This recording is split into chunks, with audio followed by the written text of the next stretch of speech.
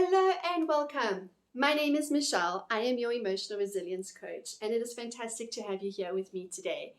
I have come from a traumatic background.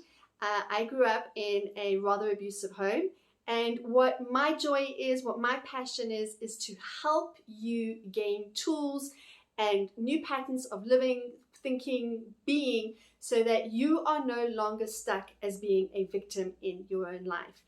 If this feels like something that resonates with you, if you are tired of just surviving and you want to just really lean into life and joy and happiness and the good and the bad and experience it all and just really come from a place of owning your life, owning your story, thriving in life, then you have come to the right place. This is what I do. This is what I'm passionate about.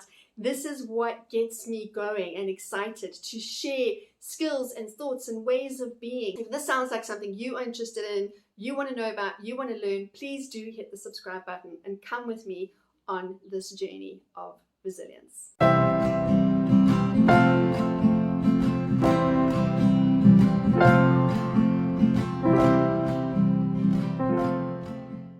Which is what we're going to be chatting about today. So I am really excited to talk to you about what is emotional resilience and just one or two thoughts to just kind of start off the series about how we can be resilient in our lives and some main patterns that have stood out for me that don't work for us if we perpetuate.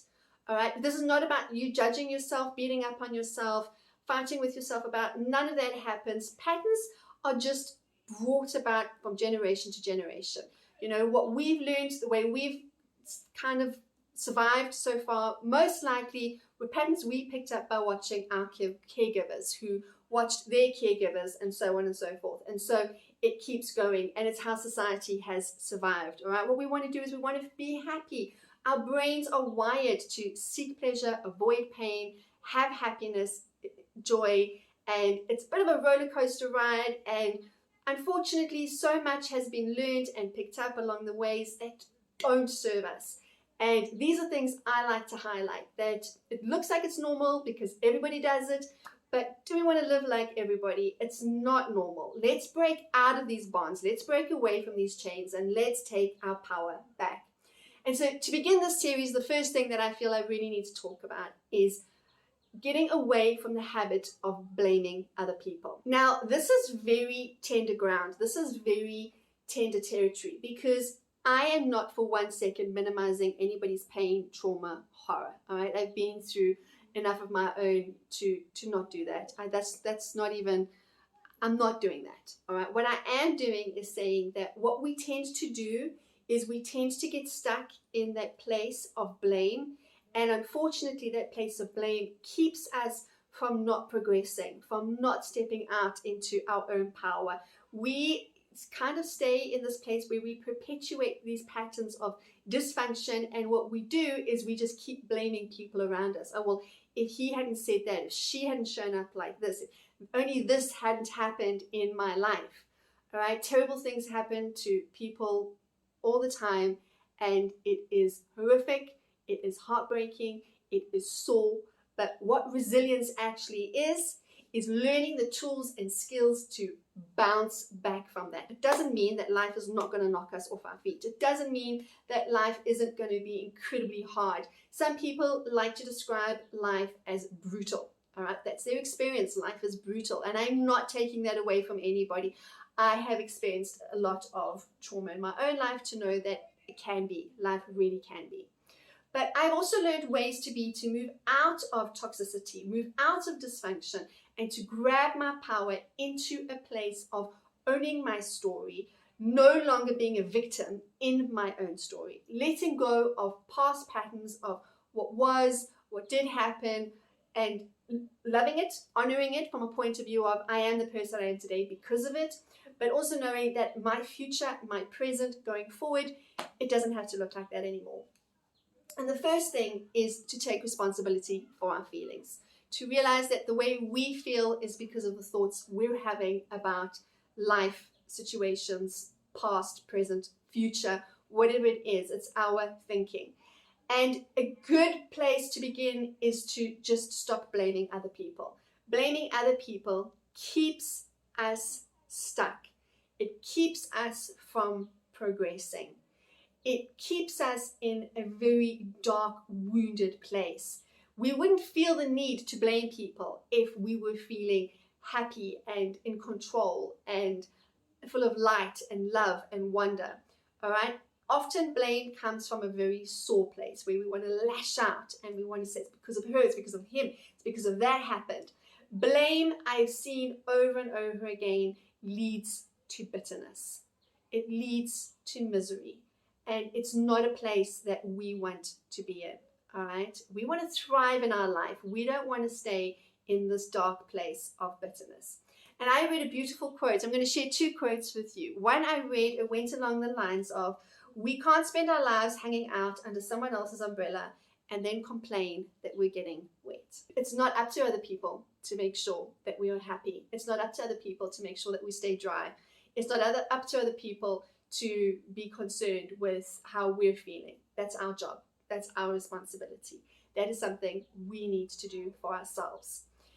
My husband has a saying that he loves, and I think I've heard this right from the very beginning, is you can't stand in the line of fire and then complain that you're getting shot. All right? Again, move yourself out. Put necessary boundaries in place. Take charge of your life. Take responsibility for your life. When you live from a place of blame, you automatically live from a place of being a victim. And you don't move out of that place until you say, you know what happened? It sucked, absolutely. It was horrific, yes. Take responsibility for that, take ownership for that, hold on to that, and then say, okay, but what now? Am I going to stay in those grips, or am I going to make something else, something better in my life? All right, that is the first one that we're going to chat about. The second one that we're going to cover really briefly today is making excuses. And this is a very similar umbrella to blaming. Making excuses is when we justify our own bad behavior, or we're justifying the bad behavior of others. I've spoken about that more in depth in other videos. Please do go back and have a look. But when we're making excuses for ourselves and we're justifying our own behavior, again, it keeps you from bouncing back. It keeps you from being resilient. It keeps you from standing in your power. So making excuses, I'll give you an example from my own life.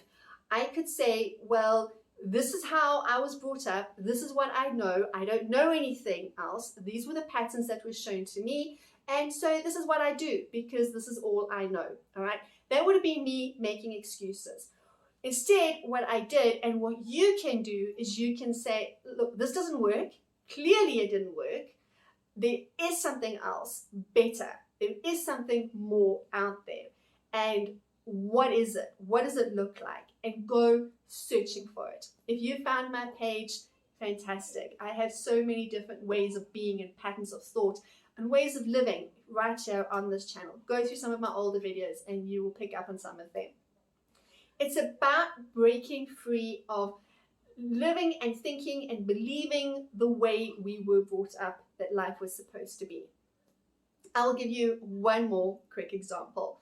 My family homeschools. We are a homeschooling family. We've been homeschooling for 7 years now. And it has definitely gotten more popular in the last year with the pandemic and everything that's going on. Homeschooling has kind of exploded a little bit in people's lives. But this is something we decided 7 years ago that we wanted to do as a family. It led us to a whole new way of living, a whole new way of viewing the world, a whole new way of experiencing life. It was something that was very positive, often very difficult, but a lot of positive things came out of it. It was a wonderful, beautiful experience, but it was me breaking the pattern, right? I wasn't homeschooled. I went to a normal school with other people and grew up that way.